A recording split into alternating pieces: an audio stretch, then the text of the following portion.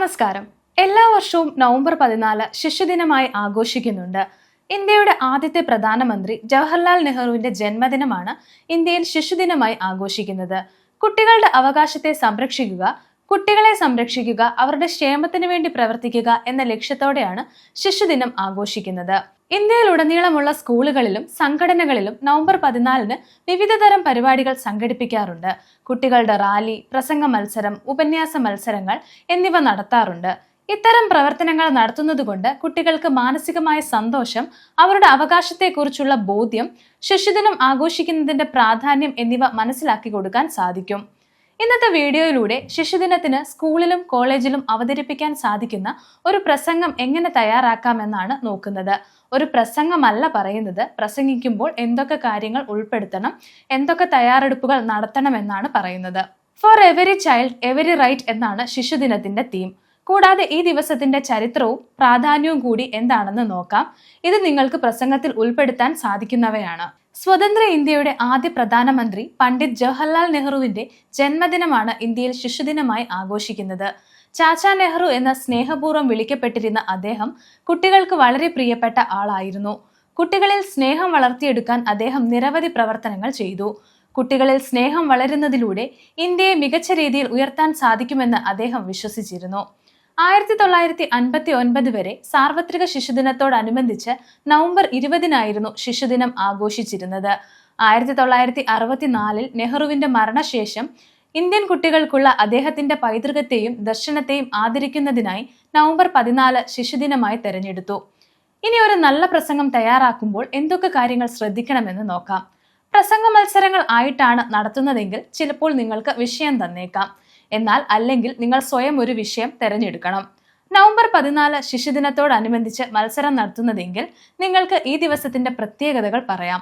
ശിശുദിനത്തിന്റെ theme, ചരിത്രം, പ്രാധാന്യം, കുട്ടികളുടെ വളർച്ച, ജവഹർലാൽ നെഹ്റുവും കുട്ടികളും തമ്മിലുള്ള ബന്ധം, എന്തുകൊണ്ടാണ് നെഹ്റുവിന്റെ ജന്മദിനം ശിശുദിനമായി തിരഞ്ഞെടുത്തത്, അല്ലെങ്കിൽ നെഹ്റുവിന്റെ ഏതെങ്കിലും സംഭാവനകൾ, കോട്സുകൾ എന്നിവ വിഷയമായി തിരഞ്ഞെടുക്കാം. ഇവിടെ പ്രധാനമായും ശ്രദ്ധിക്കേണ്ടുന്ന ഒരു കാര്യം, എല്ലാ സംഭവങ്ങളും കൂടി ഒരുമിച്ച് പറയരുത്. കൃത്യമായി ഒരു വിഷയമായിരിക്കണം തിരഞ്ഞെടുക്കാൻ. അതുപോലെ പറയുന്ന വിഷയത്തെക്കുറിച്ച് കൃത്യമായിട്ടുള്ള അറിവും ഉണ്ടായിരിക്കണം. സംശയം അല്ലെങ്കിൽ കൺഫ്യൂഷനുകൾ ഉണ്ടെങ്കിൽ നിങ്ങൾ ആ സംഭവത്തെക്കുറിച്ച് പറയരുത്. കാരണം അറിയാത്ത കാര്യങ്ങൾ നിങ്ങൾ പറഞ്ഞില്ലെങ്കിലും കുഴപ്പമുണ്ടാകില്ല. എന്നാൽ പറയുന്നതിൽ തെറ്റ് വന്നാൽ ചിലപ്പോൾ നിങ്ങൾക്കത് നെഗറ്റീവായി മാറാൻ സാധ്യതയുണ്ട്. അതുപോലെ പ്രസംഗിക്കുമ്പോൾ സമയത്തിന് മുൻഗണന കൊടുക്കണം. മത്സരങ്ങളാണെങ്കിൽ ചിലപ്പോൾ നിങ്ങൾക്ക് സമയം അനുവദിച്ചിട്ടുണ്ടാകും. ആ സമയത്തിനുള്ളിൽ ഇത് പറഞ്ഞു നിർത്തണം. അല്ലാതെ ഏതെങ്കിലും പൊതുവേദിയിലാണ് പ്രസംഗിക്കുന്നതെങ്കിൽ നിങ്ങൾ സമയത്തിന് മുൻഗണന നൽകണം. നിങ്ങളുടെ പ്രസംഗം നീണ്ടുപോകരുത്. കൂടിപ്പോയാൽ 10 മിനിറ്റ്, അതിനുള്ളിൽ നിർത്താൻ ശ്രമിക്കണം. അതുപോലെ വളരെ പ്രധാനപ്പെട്ട ഒന്നാണ് നിങ്ങളുടെ മുന്നിലിരിക്കുന്ന കാണികൾ. അവരുടെ പൾസ് മനസ്സിലാക്കി വേണം പ്രസംഗിക്കാൻ. ശിശുദിനമായതിനാൽ കൂടുതലും കുട്ടികളായിരിക്കും കാണികളായി ഉണ്ടാകുന്നത്. അതുകൊണ്ട് തന്നെ അവർക്ക് മനസ്സിലാകുന്ന തരത്തിൽ ലളിതവും വ്യക്തവുമായിട്ടായിരിക്കണം സംസാരിക്കുന്നത്. എങ്കിലേ അവർക്ക് മനസ്സിലാകൂ. അതുപോലെ ചെറിയ കഥകളോ സംഭവങ്ങളോ ഉൾപ്പെടുത്താം. അതുപോലെ പ്രസംഗിക്കാൻ നിൽക്കുന്ന സമയത്ത് നിങ്ങൾ കുറച്ചു കാര്യങ്ങൾ ശ്രദ്ധിക്കണം. ഒരു പ്രസംഗം മനോഹരമാകണമെങ്കിൽ അതിന്റെ ആമുഖം നല്ലതായിരിക്കണം. കാരണം ആമുഖമാണ് നിങ്ങളെ കാണികളിലേക്ക് അടുപ്പിക്കുന്നത്. അതുകൊണ്ട് തന്നെ ആമുഖം വളരെ മനോഹരമായിരിക്കണം. നിങ്ങൾ പ്രസംഗം ആരംഭിക്കുമ്പോൾ നമസ്കാരം പറയണം.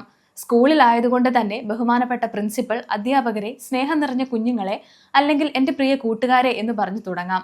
അതിനുശേഷം ഇന്നത്തെ ദിവസത്തിന്റെ പ്രാധാന്യം പറയാം. അല്ലെങ്കിൽ ശിശുദിനം ആചരിക്കുന്നതിന്റെ പ്രാധാന്യം എന്താണെന്നറിയാമോ എന്നൊരു ചോദ്യം ചോദിക്കാം. ആമുഖം വളരെ സിമ്പിൾ ആയിരിക്കണം. ശേഷം നിങ്ങൾക്ക് നേരെ വിഷയത്തിലേക്ക് പോകാം. മുകളിൽ പറഞ്ഞിട്ടുള്ള ഏതെങ്കിലും വിഷയം നിങ്ങൾക്ക് തിരഞ്ഞെടുക്കാം. ഒപ്പം ശിശുദിനത്തിന്റെ പ്രാധാന്യം കൂടി ഉൾപ്പെടുത്തണം. കൂട്ടിക്കുഴച്ചു പറയരുത്. സിമ്പിൾ ആയിട്ട് കാര്യങ്ങൾ അവതരിപ്പിക്കണം. ഇവിടെ നിങ്ങൾക്ക് കഥകൾ, ഏതെങ്കിലും സംഭവങ്ങൾ അല്ലെങ്കിൽ മോട്ടിവേഷൻ നൽകുന്ന കാര്യങ്ങൾ ഉൾപ്പെടുത്താം. പിന്നീടുള്ളത് സമാപനമാണ്. ആമുഖം പോലെ വളരെ ഇമ്പോർട്ടന്റ് ആണ് സമാപനവും. ഇവിടെ നിങ്ങൾക്ക് കുട്ടികൾക്ക് പ്രചോദനം നൽകുന്ന എന്തെങ്കിലും സന്ദേശങ്ങൾ പറയാം.